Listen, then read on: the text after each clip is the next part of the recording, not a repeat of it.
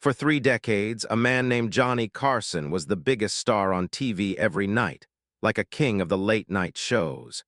He had a super sharp and quick mind that almost no one else could beat. Almost every night, millions of people watched his famous show, The Tonight Show, where they saw funny talks, surprising interviews with famous people, and moments they'd never forget. These moments became a huge part of American fun and culture. Everyone who worked in movies and TV knew that being on Johnny Carson's stage could make them super famous or totally ruin their career in Hollywood. But what most people didn't know was which guests Johnny really, truly loved the most in his heart and valued more than anyone else. For many years, his personal favorites and the performers he liked best were hidden behind that famous, sneaky smile everyone knew so well. Among the female guests he invited the most often and seemed to have the most fun with, one special group of women totally amazed the audiences with how talented and charming they were. And the stories about what happened behind the scenes between Johnny and these wonderful women have never been completely shared or written down, until right now in this full look at who he liked best. Johnny Carson was born on October 23, 1925, in a very small town called Corning, Iowa, right in the middle of America. His mom, Ruth Elizabeth, and his dad, Homer Lloyd Kit Carson, raised him and told him to be funny and use his imagination right from when he was a little kid. Johnny had an older sister and a younger brother, Richard, who also ended up working in TV later on. When he was a child, the Carson family moved around Iowa before finally settling down in Norfolk, Nebraska, when Johnny was 8 years old. That small town in Nebraska is where his natural gift for acting and making people laugh really started to show up. When he was 12, while visiting a friend's house, he found a book about magic and quickly sent away to buy a complete magician's kit. He practiced card tricks every single day, driving his family completely crazy by always asking them to pick a card, any card. His mom, who wanted him to succeed, even sewed him a magician's cape for the shows he did at home. Soon, he was performing magic shows for crowds all over the neighborhood and the local town. He started getting paid jobs at age 14, calling himself the Great Carson, and earning $3 for each show at local clubs and events. After finishing high school, he hitchhiked all the way to Hollywood, dreaming of becoming a major show business star and being very successful.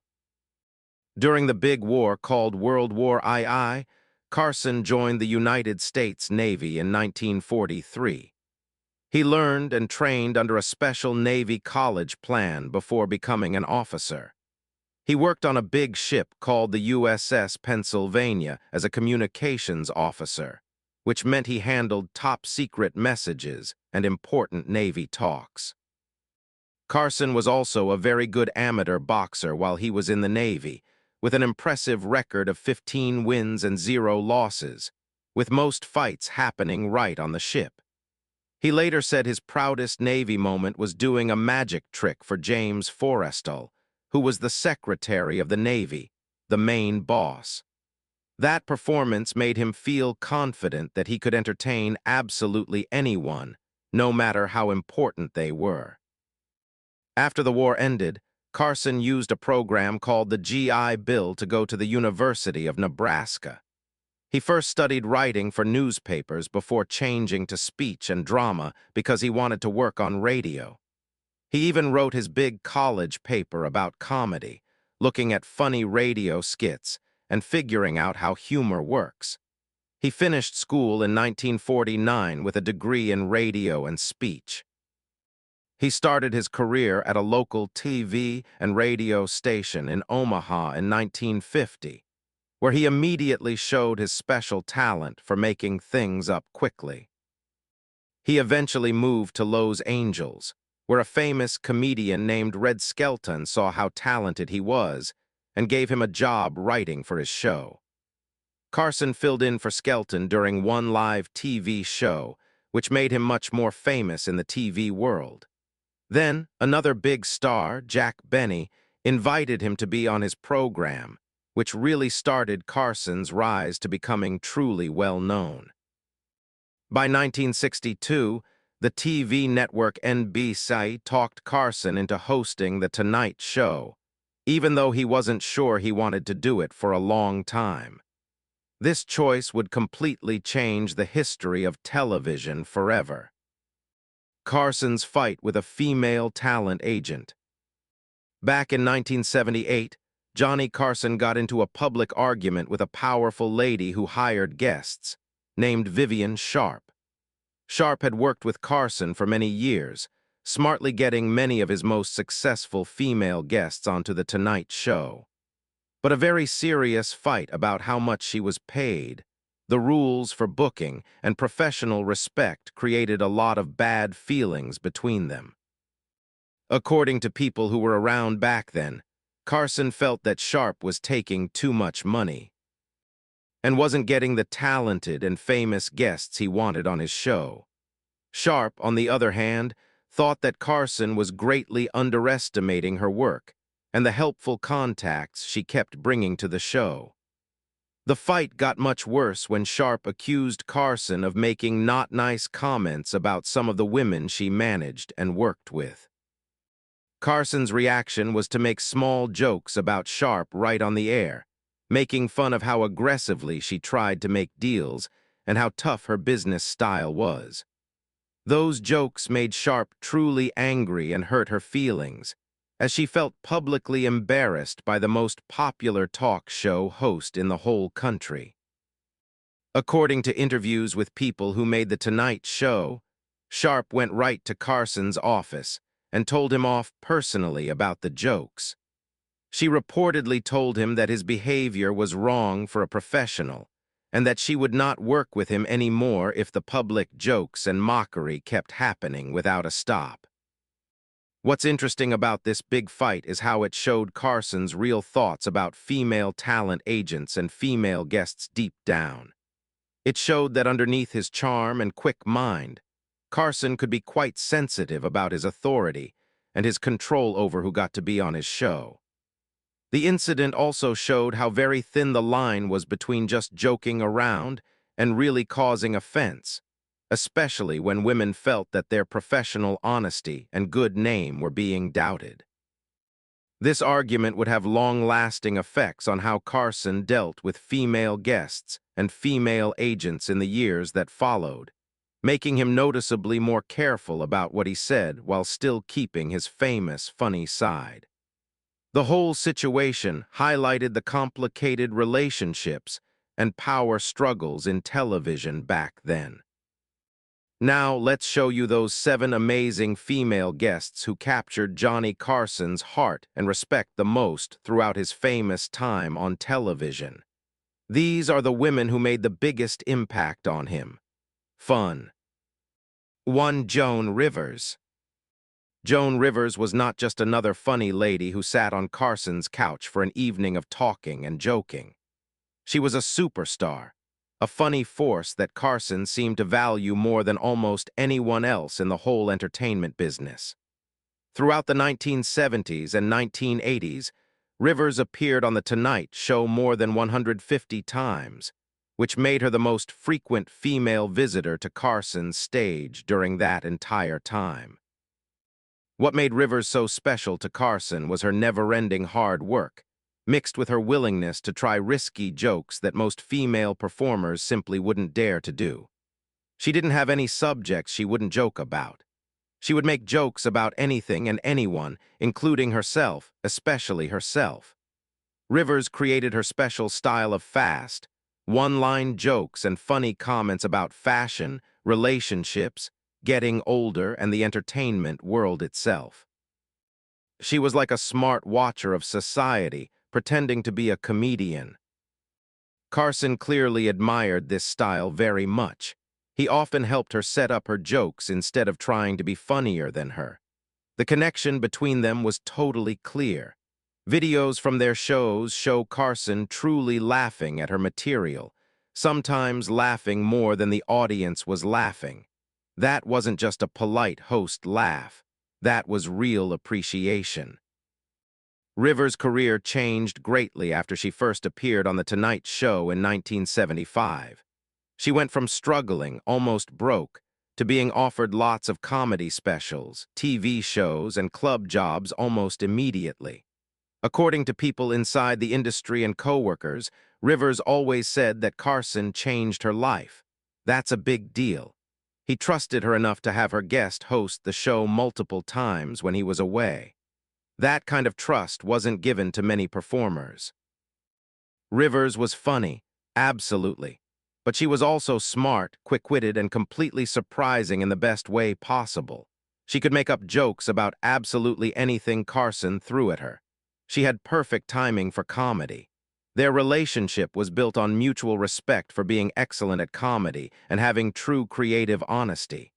Rivers' appearances on the special guest DVD series show how important she was to Carson's show. She wasn't just a guest who filled seats. She was a valued helper who made the show better whenever she appeared. The fact that Carson kept bringing her back, sometimes multiple times a month during her most popular years, shows just how much he enjoyed her presence both on and off camera. Behind the scenes, Rivers spoke kindly of Carson, calling him intelligent and fair. 2. Lucille Ball. Lucille Ball was definitely TV royalty when she appeared on The Tonight Show, and Johnny Carson understood and completely respected that. By the time Carson had become the host, Ball was already a true legend with decades of continuous success in radio, television, and movies. Her famous show, I Love Lucy, had truly changed television comedy and set the rules for the whole industry. When Ball agreed to appear on Carson's program, it was like a big thumbs up for the show. It meant that even the most established superstars wanted to be on The Tonight Show. Ball's visits were special events, much like when Frank Sinatra showed up. Audiences sat forward when they heard that Ball was coming on the show. The excitement was easy to feel. Her unpredictability was part of what made her so valuable to Carson. Ball, even when she was older, had a style of physical comedy that was more than just talking. She would use her face, her timing, her voice in ways that created funny moments that simply couldn't happen in a planned interview. Carson saw this genius right away and gave her space to work without holding her back. Instead of having a normal, seated interview, Carson often turned her appearances into something closer to a comedy show or experiment. He would suggest ideas or ask questions that allowed her funny instincts to completely take over. She would reply with physical jokes, funny faces, and timing that made the audience gasp with laughter. What's amazing about Ball's relationship with Carson is how he treated her with true respect while still being funny himself. He didn't try to be better than her or steal her spotlight. Instead, he made himself look like someone who appreciated her skill and wanted to show it off for the viewers. According to many people, Ball herself spoke very well of Carson publicly and privately. She respected his intelligence and his professional manner. She especially respected his willingness to let his guests shine instead of taking all the funny air for himself. Ball appeared on The Tonight Show many times throughout the late 1970s and 1980s. Each appearance reminded viewers why she had been such a dominant force in American television for so many years. Her presence made the show's reputation much better. Importantly, the fact that Carson could book Lucy Ball and have her perform comedy skits on his stage was proof of The Tonight Show's cultural importance and Carson's clear status as a trendsetter. 3. Carol Burnett. Carol Burnett wasn't just a guest who showed up to promote her latest project or movie release during important ratings times. She was a true comedy superstar in her own right, with her own hugely successful variety show that was a direct competitor to Carson's show in terms of cultural importance and having a huge fan following. When Burnett appeared on The Tonight Show, it was a rare coming together of two major television talents in one place. Two comedy geniuses acknowledging each other's work. Carson respected Burnett very much because she was a creator, not just a performer. She had built her own television empire, developed her own unique comedy style, and trained her own team of performers into comedy superstars. That kind of achievement demanded respect and recognition. Burnett's appearances on The Tonight Show were special because of the creative difference that existed between two different types of comedy. Burnett's style used a whole cast of people, was very physical, and was often silly and experimental. Carson's style was more about talking, focused on the interview, and built on cleverness and wordplay. When these two came together, the result was surprising and exciting for audiences. According to producers who worked on both shows, Carson would often give Burnett more freedom than he gave other guests.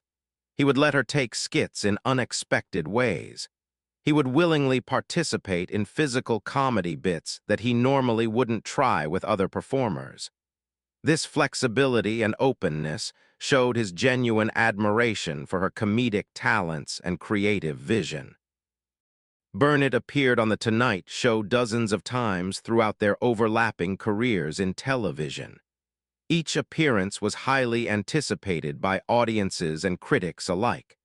The Hollywood Reporter once noted that Carson's ratings shot up noticeably whenever Burnett was scheduled as a guest. That's not a coincidence. That's strong evidence of true star power and real audience interest. What made Burnett special to Carson was basically that she was a peer, not someone less important or a junior performer. She wasn't asking for his approval or professional validation. She was offering him a partnership, a collaboration between creative equals in comedy. Carson appreciated that dynamic immensely. Their on-camera connection was obvious and clear, with genuine laughter and mutual respect flowing in both directions throughout their talks. Behind the scenes, both performers spoke positively about one another in interviews, recognizing the value and importance of their professional relationship. 4. Phyllis Diller. Phyllis Diller was absolutely unstoppable, a force of nature who came onto The Tonight Show with a contagious energy that Carson both deeply loved and occasionally seemed slightly overwhelmed by in the best possible way. Her famous loud laugh, her wild and distinctive hair, her brutally self-mocking humor about her appearance made her absolutely unforgettable to audiences. Carson clearly loved having her around because she represented a kind of comedic freedom and honesty that didn't exist in more traditional entertainment formats. Diller would make jokes about her own looks, her failed relationships, her age, everything that other comedians thought was off-limits or risky for their careers. But she did it with such warmth and self-awareness that audiences loved her completely. They felt her realness underneath the comedy. Carson responded to this fearlessness and vulnerability with genuine admiration and respect. He'd lean back in his chair, clearly amused by her willingness to be ridiculous and unpolished on national television in ways most performers wouldn't risk. According to various stories from producers and co-workers, Diller appeared on The Tonight Show more than 70 times throughout her long career. That frequency shows just how much Carson valued her presence on the program. She brought a distinctly different energy than other female comedians did. While Rivers was sharp and cutting, Diller was warm and self-mocking. While Burnett was theatrical and silly in her approach, Diller was personal and vulnerable about her own insecurities and life experiences. That range of comedic styles appealed directly to Carson's feelings as a performer and interviewer. What's notable about their relationship is that Carson never mocked Diller for her appearance or her unconventional style. even though he had a clear reputation for making fun of guests throughout his career. With Diller, he seemed to know that she was already doing the self-mockery and self-deprecation, and the best thing to do was to laugh with her rather than at her. This difference matters significantly because it shows Carson's sophistication as a performer. He understood comedic timing, how the audience was feeling, and importantly, when to join in versus, when to let someone have the stage entirely to themselves. Diller clearly appreciated this respect and thoughtfulness, and the chemistry between them remained consistently strong throughout decades of appearances together. 5. Bette Midler.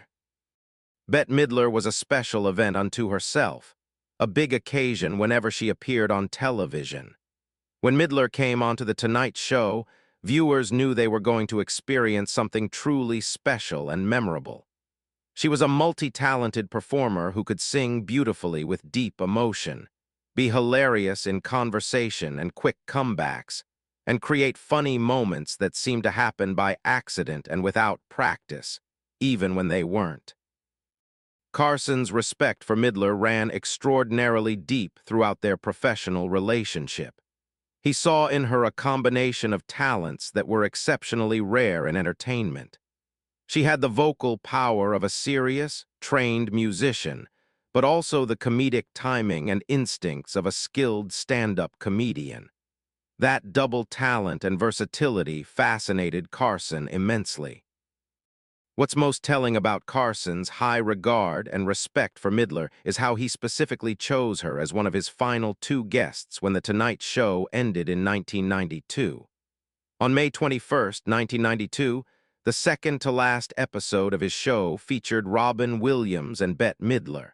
That choice wasn't made randomly or casually. That was Carson making a deliberate statement. These are the performers I respect and admire most. These are the people I want to remember on my final night on the air. During that next-to-last episode, Carson and Midler sang a sudden duet of Here's That Rainy Day, one of Carson's personal favorite songs. What followed was a moment of genuine connection and intimacy that went beyond the usual talk show format and fakeness. Midler performed a stunning and emotionally powerful version of One for My Baby and One More for the Road, standing alone on stage under the spotlight, delivering a performance that visibly moved Carson. You could see the emotion in his face. The audience could feel the sincerity and artistry in that moment deeply. That particular performance earned Midler an Emmy Award in 1992, which speaks to how important it was artistically and culturally. Midler's appearances on The Tonight Show spanned several decades. Early visits in the 1970s showed Carson welcoming her with genuine warmth and excitement. As the years went on and they worked together repeatedly, their relationship became one of mutual respect and admiration between 2 artists who truly understood entertainment, timing, and emotional honesty. She knew instinctively when to be funny and when to be serious. She had complete control over her performances and how she showed emotion. That level of mastery impressed Carson deeply. In interviews after Carson's death, Midler spoke affectionately about how much she valued their professional relationship and how much his support and belief in her meant throughout her career. 6. Goldie Hawn. Goldie Hawn brought a distinct lightness and infectious joy to The Tonight Show that few other performers could truly match or copy. She was funny without being mean or harsh, charming without being tricky or calculating, and genuinely likable in a way that seemed almost impossible to fake. Carson responded to this authenticity immediately and enthusiastically. Hawn's appearances on The Tonight Show numbered in the dozens over their years of working together, and each one was consistently marked by genuine laughter from both Carson and the studio audience. What made Hawn truly special was her willingness to be spontaneous and playful during interviews without losing her focus. She wouldn't come prepared with practiced stories and highly scripted anecdotes designed to make a big impression. Instead, she'd engage in real, natural conversation with Carson, allowing for unexpected side topics and genuine moments of sudden humor. Carson appreciated this approach tremendously. He didn't want robots or promotional machines reading from cards. He wanted people who could actually think on their feet and respond naturally. According to producers and network bosses who worked on the show, Carson specifically requested Hawn as a guest multiple times throughout the years. He didn't just passively accept her bookings. He actively pursued and wanted her on his show. That level of specific preference and request wasn't given to many performers. Hawn's charm seemed absolutely effortless and natural. She could laugh at herself, play along with Carson's jokes, and still keep her own distinct comedic presence and voice. There was no tension or competition in their interactions. They seemed to genuinely enjoy each other's company on and off camera. Videos of Hawn's appearances show Carson genuinely smiling. Not his professional television smile, but his authentic, real smile. That difference matters significantly. It suggests that Hawn brought out something real and honest in Carson that didn't necessarily appear with every guest. Their chemistry was obvious and visible to viewers who responded to it very positively. Hawn's warmth and positivity seemed to affect Carson's entire mood and demeanor during episodes when she was the featured guest. He'd be noticeably looser, funnier, more willing to participate in silly humor. The impact of her presence spread through the entire program. Hawn herself has spoken kindly about appearing on The Tonight Show in later interviews. She consistently credited Carson with making her feel completely comfortable and allowing her comedic talents to flourish in an interview setting rather than just in film and television roles. 7. Cher. Cher arrived on The Tonight Show as a unique and singular phenomenon. Unlike any other performer of her generation, she was simultaneously a singer, an actress, a fashion icon, and a comedic personality, all rolled into one extraordinary package. Carson found her endlessly fascinating and unpredictable. What made Cher fundamentally different from most female performers of that era was her absolute refusal to fit into traditional entertainment categories. She wouldn't be just a singer, or just an actress, or just a fashion statement. She was all of these things simultaneously, and she was constantly and fearlessly reinventing herself in ways that shocked and impressed audiences. Carson deeply respected that kind of creative independence and artistic courage. Cher appeared on The Tonight Show approximately 35 times during their professional relationship, and each appearance was distinctly different from the last. She might show up to promote a film, then spend 45 minutes discussing her personal beliefs on relationships, love, and changing herself.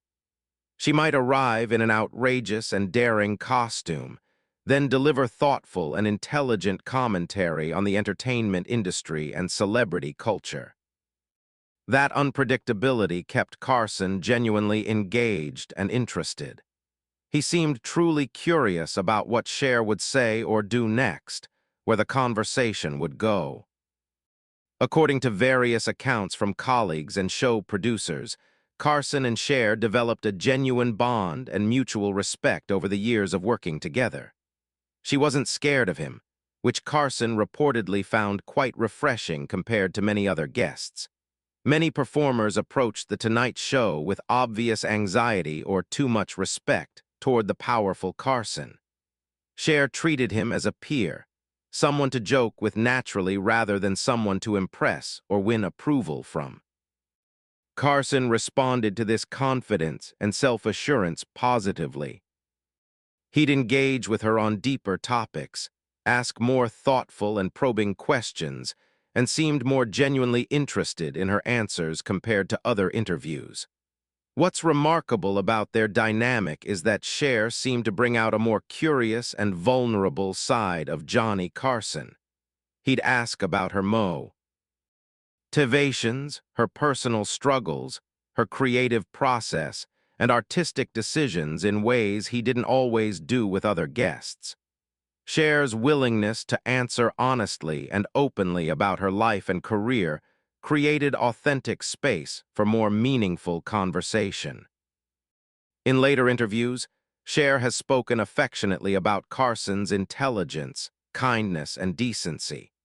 She appreciated deeply that he treated her with genuine respect and that he was truly interested in her perspective as a creative person, not just as a celebrity performer or a promotion.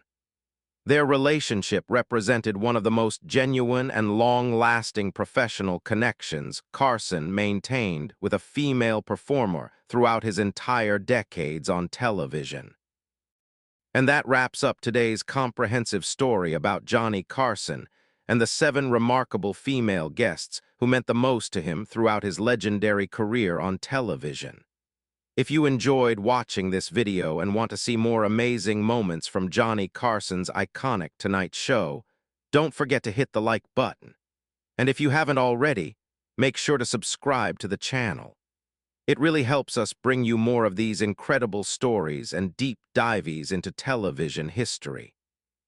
Thanks so much for watching, and we'll see you in the next one.